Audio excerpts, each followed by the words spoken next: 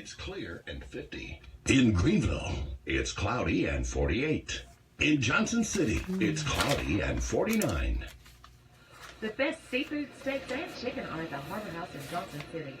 Broiled or fried fish, sampler platters, salad bar, and homemade desserts. The Harbor House is famous for their popcorn shrimp, and on the weekends, come and enjoy 30 butterfly shrimp for only $18.99. Harbor House uses the freshest, high-quality ingredients. For the best seafood, go to the Harbor House, located on 2510 North Rome Street in Johnson City. And the hours are Sunday through Thursday, 11 to 8, Friday and Saturday, 11 to 9.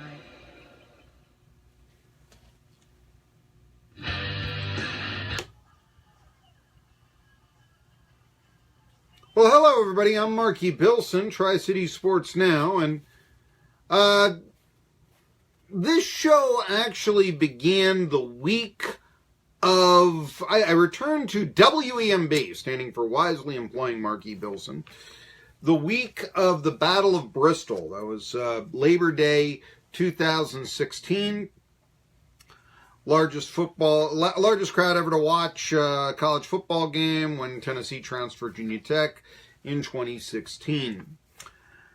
There was the announcement earlier this week that the Battle of Bristol would come back, that there would be another football game. They did not say who would be playing in that football game.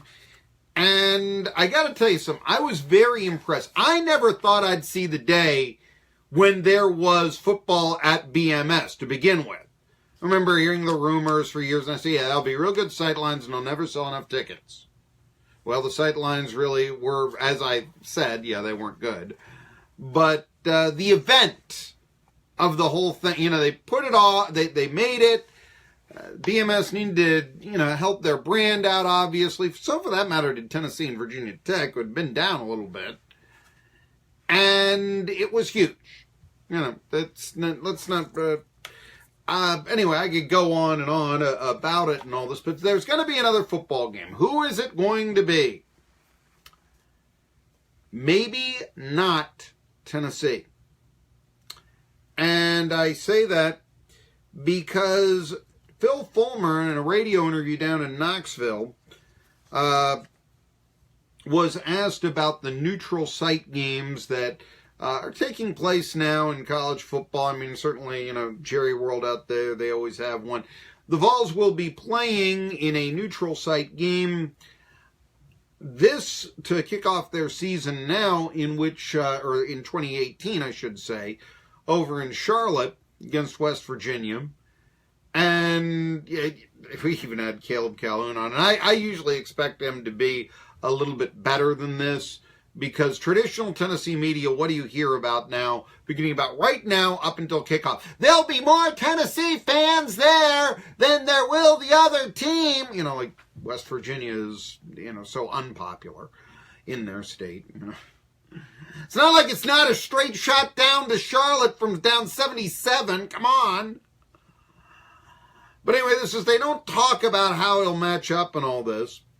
By the way, if you're looking ahead here, I'd point out that West Virginia is instilled as a bit more than a touchdown favorite at 7.5 points, and that Will Greer is said to be progressing nicely after he broke one of his fingers and dislocated the other in a bowl game.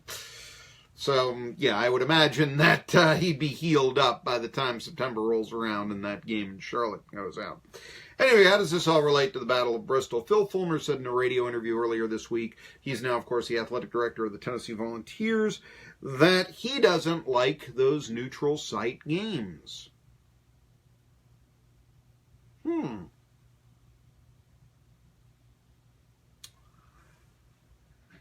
he says, he spoke of when Tennessee played in a kickoff classic against Colorado, California. This was back in 1990. Colorado would go on to win I refuse to recognize them as the national champion that year. It was Georgia Tech. They split, though, AP and the last UPI poll, which is now the coaches poll. It always was. But coaches voted Georgia Tech, and the AP, the writers, voted Colorado for reasons that are beyond me. Anyway, the game finished in a tie. But this is the quote from Fulmer: "We're not going to take a home game away from Knoxville. It's too important to the university and the businesses here. We want to be good partners with our city and state. There's always the recruiting advantage sometimes that you need to look at if it's a big enough game." Now, would that be the Battle of Bristol? Would that... Remember, I mean, Fulmer, it was talked about Battle of Bristol for years. Years. I mean, I remember hearing about it in the 90s.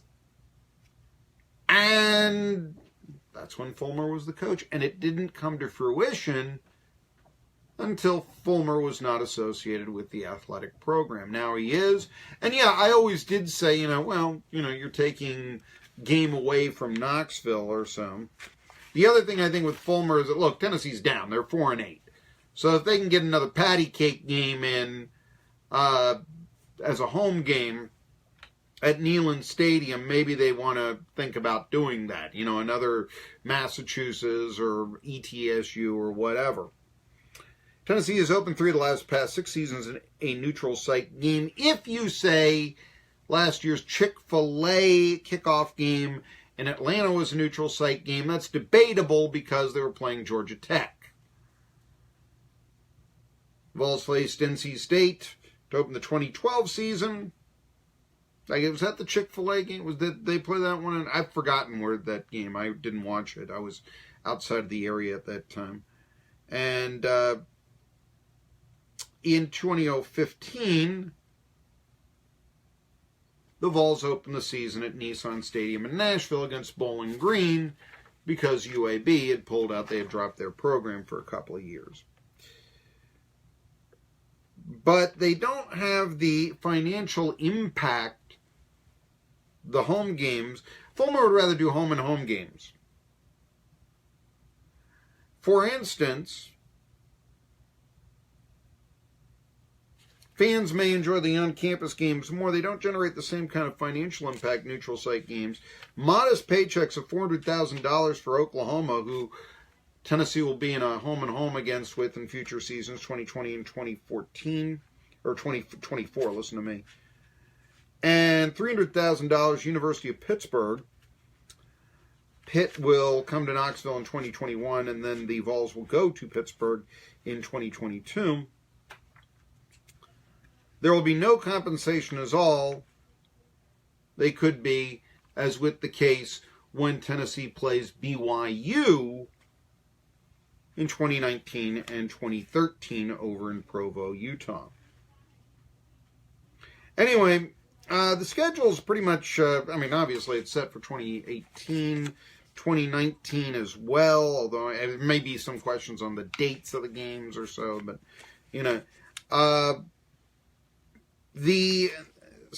but that would seem to me, if you're talking about that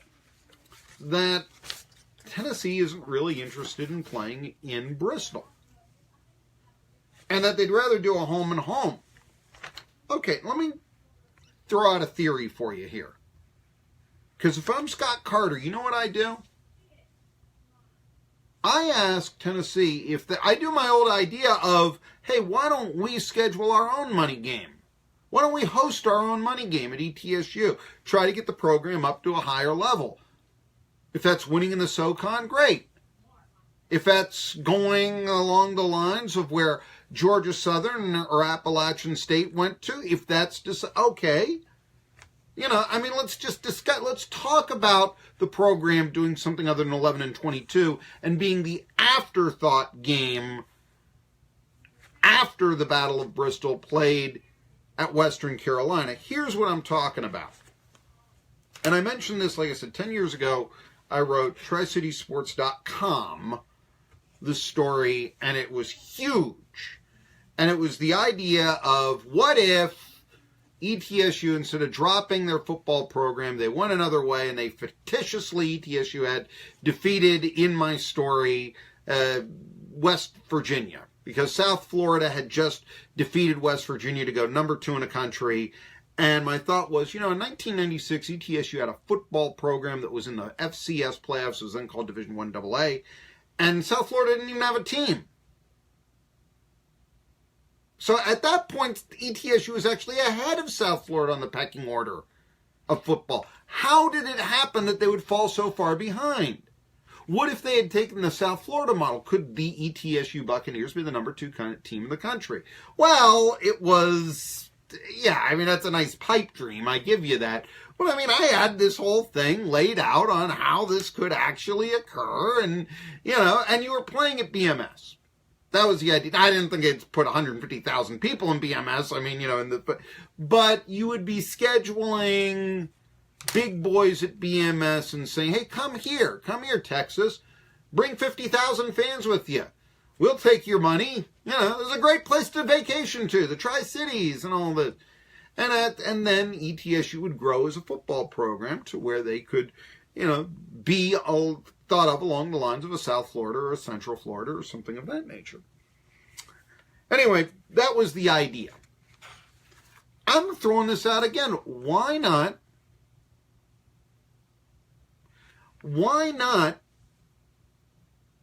schedule your own money game? And why not go to Tennessee and say, hey, you know what? We really appreciate the $500,000 you're giving us here, you know, next year.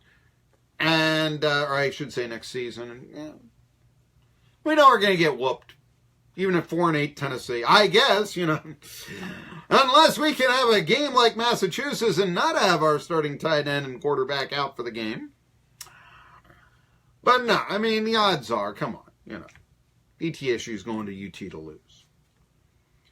But what if you went there and said, hey, you know what? You want a home and a home? We'd love to play in a future season Tennessee down there at Neyland. You want a home and a home? Okay, yeah, it's not practical for us to have you play in the stadium that should be named after John Robert Bell, though he opened up on campus.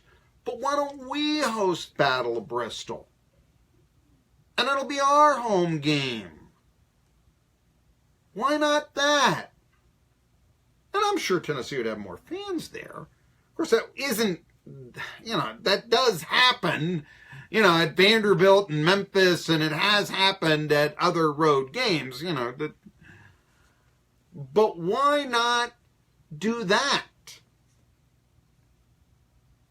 ETSU is just as viable to host such a game as, you know, I mean, why wouldn't they?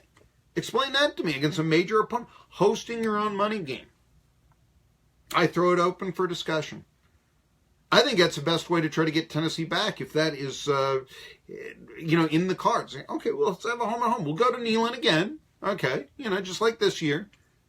You know, in-state route. You're giving the money to state school, keeping it all local. You know, you'll beat us 42-7. We get that. But we'd like our program to grow. You were a consultant here once before, Phil Fulmer. How about we host that Battle of Bristol? You can come up here, we'll have the home and home, stay in state, you know. What's the difference between that and, say, playing Memphis? Really? What's the difference?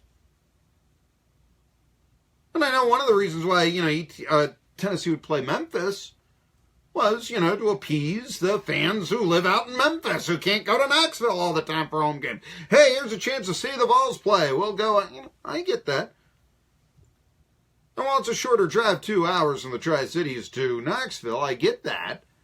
It's still, you know, that's 2 hours. Why not play here again? I'm just throwing that out.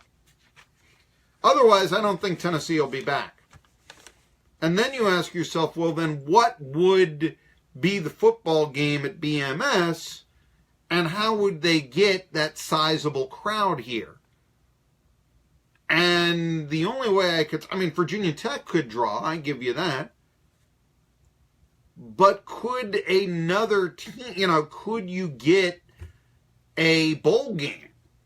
Could you get, I don't know, a monster game, you know, have Notre Dame and Michigan play down there or up there from where my studio is, at the Bristol Motor Speedway, and give Michigan fans a chance to say, hey, you don't like being, outdone by Tennessee for the largest crowd ever. Why don't you come down here to the Tri-Cities and spend your money?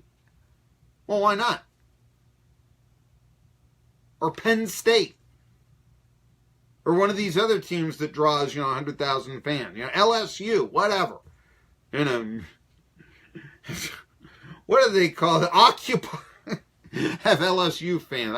I know this LSU fans at BMS. Occupy BMS. Yeah, there you go. That would be.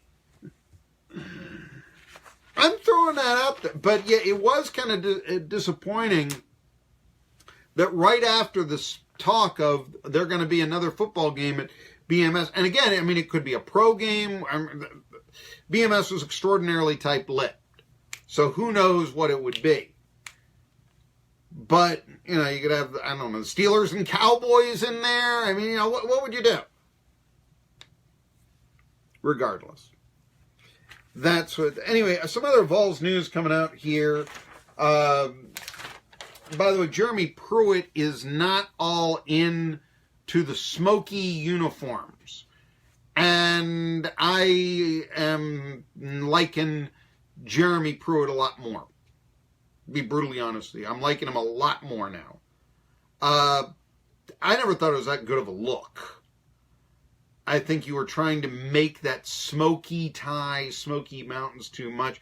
Phil Mushnick, my favorite sports columnist, once had it right. He talked about teams that started wearing black a lot. They're usually Nike teams. And he said, you know what? The Duke Blue Devils, their colors are blue and white. Where are they getting black? And the only reason you wear black is to try to be more thuggish. Your colors are blue and white. And you try, and the reason you're wearing black is to try to market your team to a thuggish audience. It was a very powerful statement. And I scratched my chin and I said, Mushnick's right. Smoky gray uniforms, not quite, I don't know, you're trying to appeal to a thug audience there, but your color is not gray. Why not put purple in there? Hey, we're going to try to outdo Clemson. Why not? I remember Halloween 2009, Tennessee against South Carolina, they wore black. They had black, but black and orange for Halloween, special uniform. I don't think they've done it since. You could make that argument. And Tennessee won the game by 18, but boy, did that seem like a Lane Kiffin thing. And they haven't done it since. And now the idea of the smoky gray. Again, Tennessee's colors, they're not gray, folks. Why don't you put green in there somewhere then? How about red? You can go to Syracuse orange if you want. There's nothing gray about the Tennessee uniform. It should not be in there. I agree with Pruitt. Although I guess he's considering, he hasn't totally said, we're not doing this again. Tri-City Sports Now coming back after this. Some thoughts on the XFL announcement. Tri-City Sports Now. Trust.